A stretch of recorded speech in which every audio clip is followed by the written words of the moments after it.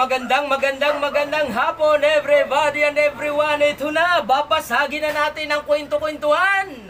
Ayan, regarding dito sa Malawacan Dayan, ika nga, dito sa nakaraang halalan, hayan.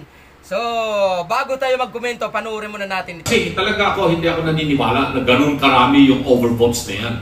Kung ang overvotes siguro ay nasa mga 2 milyon lang, I can say na talaga siguro nagkamali yung 2 milyon. Pero 16.8 milyon, ganun karami ang Pilipino na hindi marunong bumoto. At samantalang ginagawa na natin to every 3 years. For the past how many elections already, I think it is statistically improbable that 16.8 million Filipinos ay hindi nila alam ng tamang pagboto sa halalan. Anong nangyari doon sa online voting? Bakit pagboto nila iba ang lumalabas sa sa resibo? Kailangan may mga sagot ito. At ang pinakamabilis na sa tingin ko na magkaroon tayo ng sagot dito ay yung Senate investigation. Malinaw na ho yung panawagan nyo na dun sa manual recount. Sakali hong hindi pagbigyan ng COMELEC yung panawagan at kahilingan nyo, anong legal move ang gagawin ng grupo nyo? Nasabi namin kanina, next week we will file a supplemental petition or appropriate pleading to the Supreme Court, essentially stating the matters that we have stated here, including a... So, haya na! Kumbinsido ang buong PDP laban. Pati itong si BP Sara ay nagkaroon nga ng Malawacan Dayaan itong nakaraang eleksyon. Ayan, so ang problema nga lang ng iba ay talagang hindi matukoy kung paano nga dinaya. Ayan, so hindi lang PDP laban ay talagang gusto ko ihatid sa inyo lahat na bawat kanto nga dito sa Metro Manila ay yan ang pinag-uusapan na itong nakaraang halalan na nagkaroon nga ng Malawacan Dayaan. So yan ang pag-uusapan natin. So ito, gusto ko lang i-share sa inyo mismo yung aking pagboto, ano. Kasi nga ako mismo ay talaga nakaranas ng questionable pero hindi ko pinansin. At gusto kong ang videoan, gusto kong ang picturean, tumanggi yung teacher. Ang nangyari kasi doon sa pagboto ko, ito, isi-share ko lang. Ang nangyari doon sa pagboto ko ay, ang binuto ko ay mga maghihinang kandidato ng PDP laban. Kasi ang katuwiran ko, si Labato, De La Rosa, si Bongo, at saka si Marcolita, hindi ko binuto yan. Alam niyo kung bakit? Kasi nga alam kong mananalo.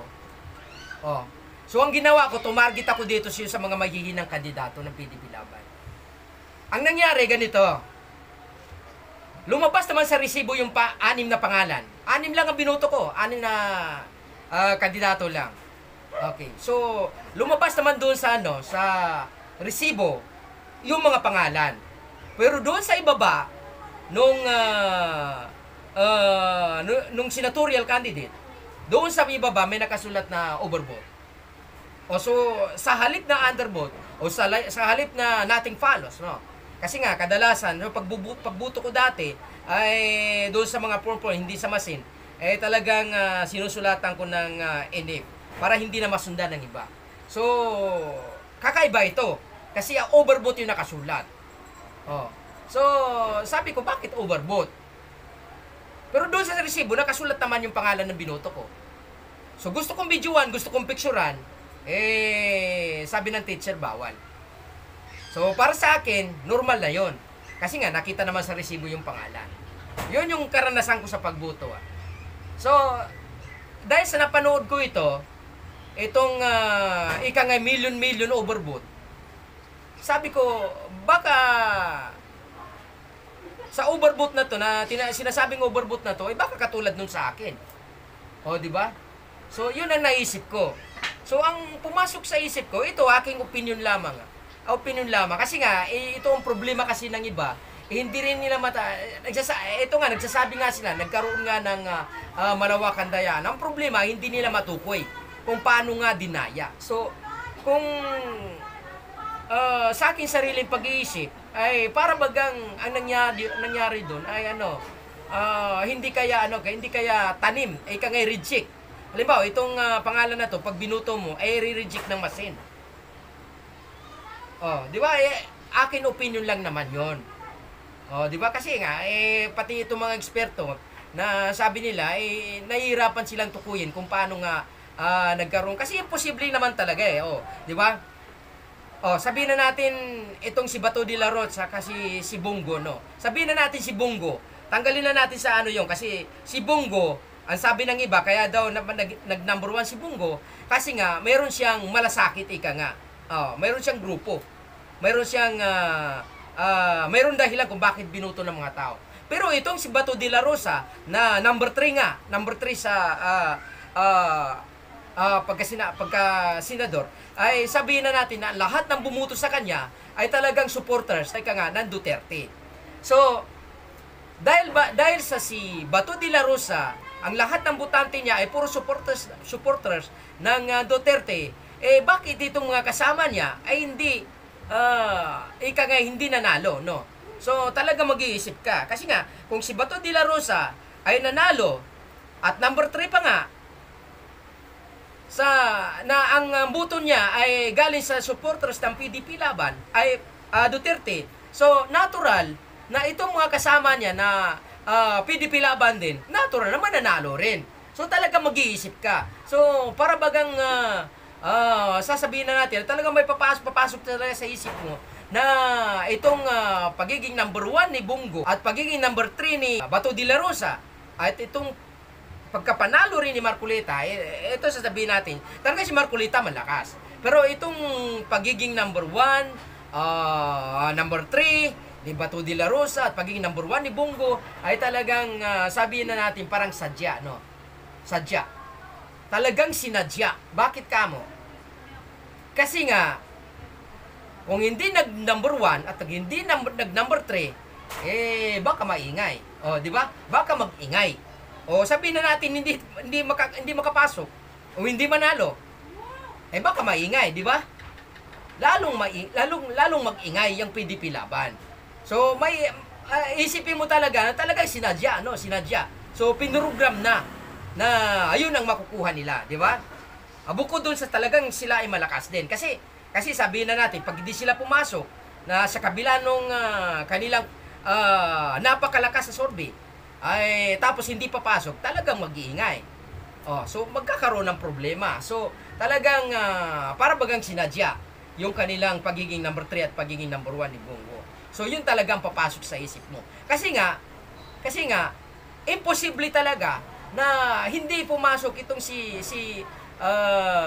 Vic Rodriguez at itong si yung isa pang abogado, 'di ba? Na puro naman PDP Laban. Oh, 'di ba? Yun talagang papasok sa isip mo. Talagang ito naman PDP Laban ay talaga namang ang tawag diyan hindi humihinto, no? Hindi, ang tawag diyan ay talaga nakikipaglaban. At ang solusyon talaga nila diyan ay magkaroon ng manual counting. So yan naman talaga para itong para malinis na, para matapos na itong usapin na yan, talaga mag-iisip ka na talaga nagkaroon nga ng dayaan. At buong Pilipinas na yan, lahat ng kanto, ayan ang pinag-uusapan na talagang malawakan ang pagkakaroon ng dayaan. Bukod dito sa mga flying voters, bukod dito sa flying voters, tulad ng mga nangyari sa butuhan sa Mindanao, na talagang mayroon pang mga teacher na nahuli na nagpapasok ng ang tawag dyan ay form, yung baluta, pinapasok sa machine. O, di ba, yung pinunod pa. O, yan yung mga flying voters naman. Na talagang, kaya nga nagkakaroon ng ganyan, dahil din sa kakulangan ng pumilik. O, di ba? Kasi nagkakaroon ng excess Nagkakaroon ng excess. Merong mga pangalan na walang bumuboto. So, ang ginagawa ng mga hustler kasi ang tawag ko dyan yung mga taga-barangay na kasama nila yung teacher, na mayroon na silang nakabukod na form, na binubutuhan nila kasi sila yung nakakalam doon sa mga pangalan na walang bumuboto, di ba? Walang bumuboto. So, siyempre, kinukuha nila yung binubutuhan nila at pinapasok nila at yun na nga, nahuli nga, di ba? So, talagang bukod doon sa machine, bukod dun sa machine ay talaga nagkaroon nga ng malawakan dayaan. Pero ito yung problema talaga kasi yung mga flying voters kaya pa naman kontrolin yan eh. O, di ba? Lalo-lalo na, sabi nga nitong itong chairman ng Comelec, ay itong mga form daw ay assign. Ika nga halimbawa sa machine na ito, doon sa paliwanag niya, yung mga form daw dyan ay kanya-kanyang assign. Ika nga.